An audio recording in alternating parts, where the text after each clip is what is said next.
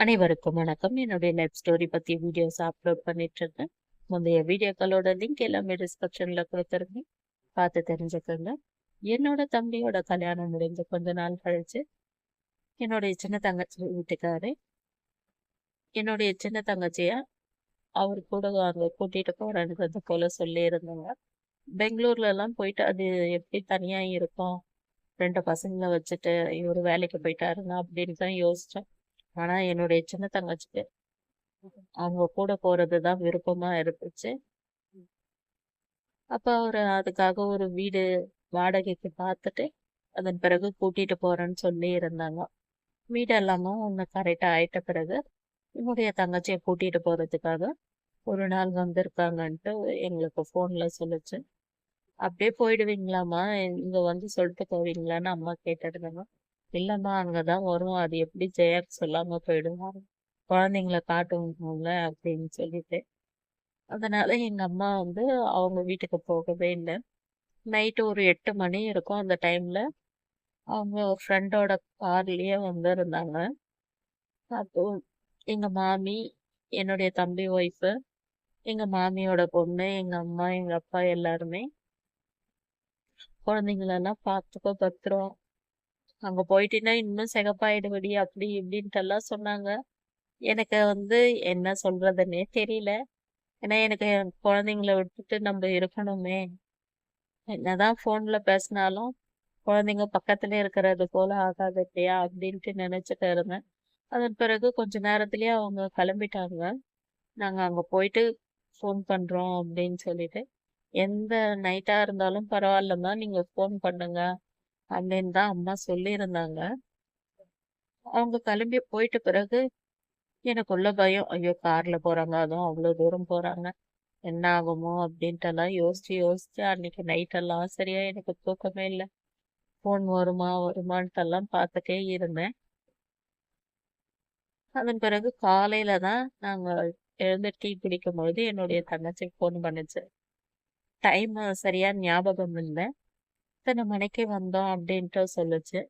வீடெல்லாம் எப்படி இருக்குதுன்னா சிம்பிளா தாம்மா இருக்கு, ஒரே ஹாலா இருக்கு, பக்கத்துல கிச்சன் ஒரு பாத்ரூம், அவ்வளவுதான், இதுலயே தான் எல்லாமே அப்படின்ட்டு சொல்லுச்சு. சரிம்மா, மாடி வீடுன்னு சொன்னாங்க, குழந்தைங்களெல்லாம் பத்திரமா பார்த்துக்கோ அப்படின்ட்டு சொல்லியிருந்தேன்.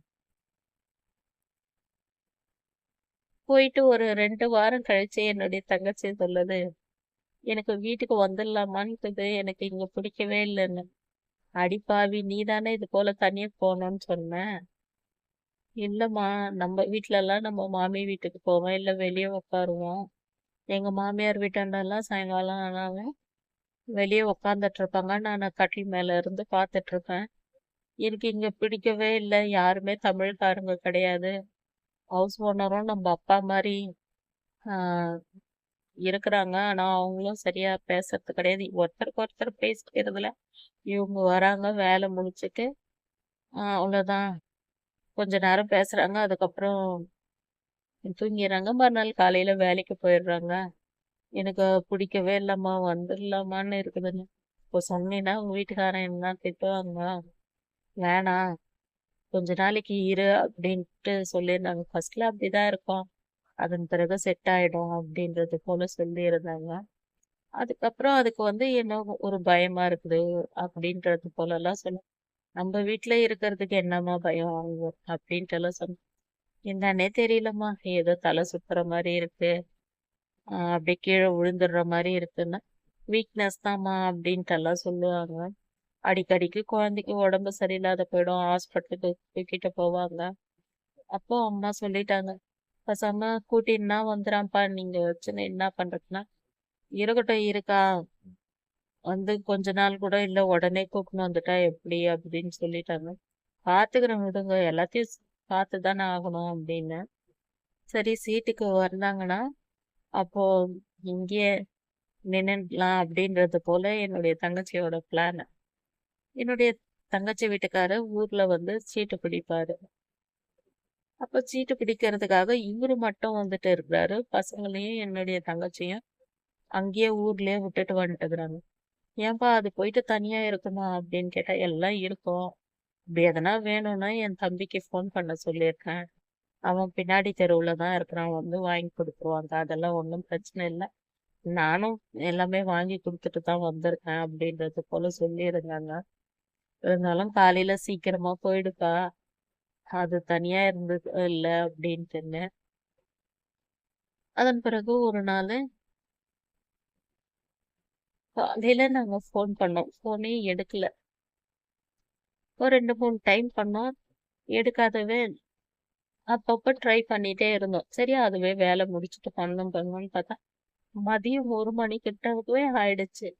அப்பயும் பண்ணவே இல்ல. அதன் பிறகுதான் என்னுடைய தங்கச்சி வீட்டுக்காருக்கு நாங்க ஃபோன் பண்ணோம். காலையில இருந்து ஃபோன் பண்றோம், எடுக்கல. பசங்க தூங்கி இருந்தாவோ இல்ல இதுவே தூங்கி இருந்தா கூட இவ்வளோ நேரம் தூங்கறதுக்கு சான்ஸ் இல்ல.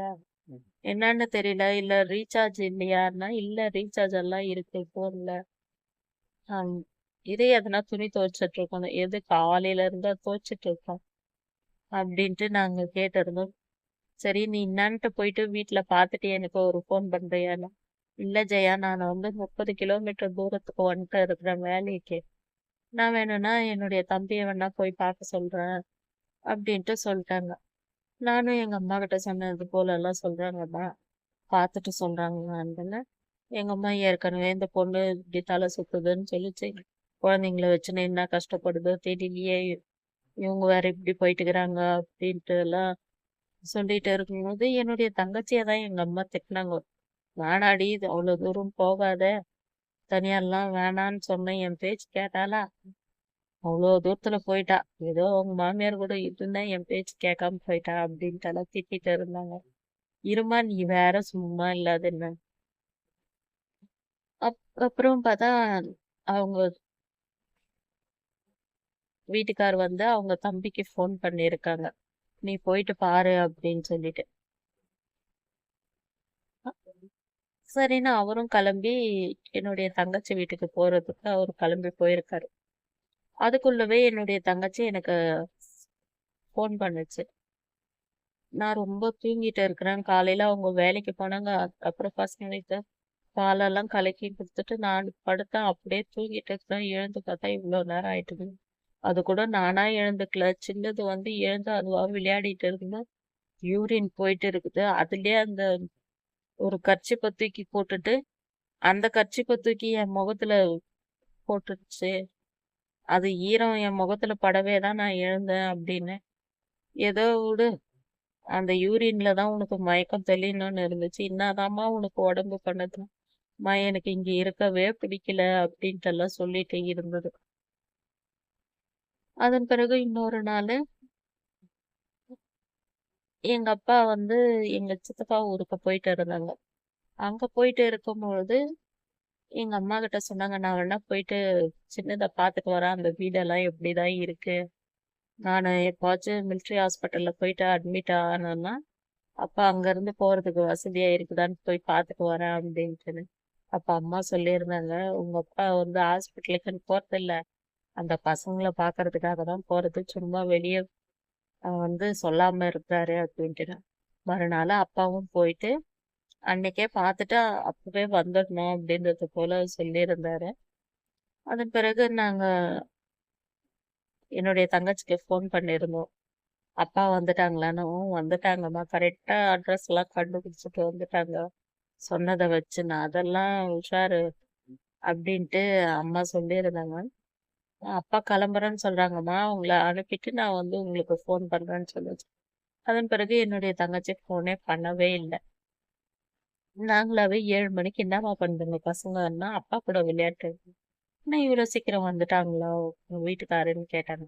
அம்மா அப்பா ஊருக்கே போல, கிளம்புனாங்க. அப்போ வாசல் கிட்ட போகும்போது ஏன்பா இருந்து காலையில தான் போப்பான்னு சொன்னதும் தான், அப்ப காலையில போட்டோமாம்மா அப்படின்னு கேட்டு வந்து பசங்க கூட உட்காந்துக்கினாங்கம்மா. பசங்களை விட்டுட்டு போறதுக்கே அப்பாவுக்கு மனசு வரல அப்படின்னு உடனே, உங்க அப்பனுக்கு உள்பாசம் அதிகம் அப்படின்ட்டு அம்மா சொல்லியிருந்தாங்க. அதன் பிறகு அவன் அப்பாவும் மறுநாள் கிளம்பி வந்துட்டாங்க. வந்துட்டு எங்க அப்பா எங்க சித்தப்பா வீட்டுல இருந்து ஃபோன் பண்ணாங்க. நான் வானான்னு சொன்னேன், அந்த இடத்துல கட்டிக்கிச்சு, எவ்வளவு சின்ன வீட்டுல போயிட்டு வாடகை எடுத்துட்டு போய் வச்சுக்கிறான், அதுக்கு திமிரு அப்படி இப்படின்னு. ஆமா, இவருக்கு இன்னமும் 2 குழந்தைங்க ஆயிட்ட பிறகு கூட இதையே சொல்லின்னு இருப்பாரு அப்படின்ட்டு நாங்க பேசிட்டு இருந்தோம். அதன் பிறகு எங்க அப்பாவும் ஊருக்கு வந்துட்டாங்க. ஊருக்கு வந்துட்ட பிறகு ஒரு நாள் காலையில எப்ப போல என்னுடைய தங்கச்சி வீட்டுக்காரு வேலைக்கு போயிட்டாங்க. காலையில ஃபோன் பண்ணுச்சு என்னுடைய தங்கச்சி. என்ன சாப்பாடு செஞ்ச, பசங்க என்ன பண்றாங்க எல்லாமே கேட்டுட்டு ஃபோன் வச்சிருச்சு. அதுக்கப்புறம் கொஞ்ச நேரம் ஒரு 2 1/2 மணி நேரம் கழிச்சு எங்களுக்கு ஃபோன் பண்ணுது. அம்மா இது போல ஆயிடுச்சு. எனக்கு பயமா இருக்கு அப்படின்னு சொல்லி ஒரு வருத்தமா பேசுச்சு. என்னம்மா ஆச்சு? ஏன் உங்க வீட்டுக்காரர் எங்கன்னா, இன்னைக்கும் அவங்க ரொம்ப தூரத்துல வேலைக்கு போயிட்டு இருக்கிறாங்க. என்ன பண்றதுன்னு தெரியல. அவங்க சித்தப்பாவெல்லாம் வர சொல்லியிருக்கிறேன். எல்லாரும் இங்க வந்திருக்காங்க அப்படின்ட்டு என்னுடைய தங்கச்சி சொல்லுச்சு. எனக்கு சொன்ன உடனே எனக்கும் அதிர்ச்சி ஆயிடுச்சு. எங்க அப்பா கிட்ட உடனே எல்லாத்தையும் சொன்னோம். அப்படி என்ன சொன்னோன்றத பத்தி எல்லாம் தெரிஞ்சுக்கணும்னா, அடுத்த வீடியோல சொல்றேன். இந்த வீடியோ பிடிச்சிருந்தா லைக் பண்ணுங்க.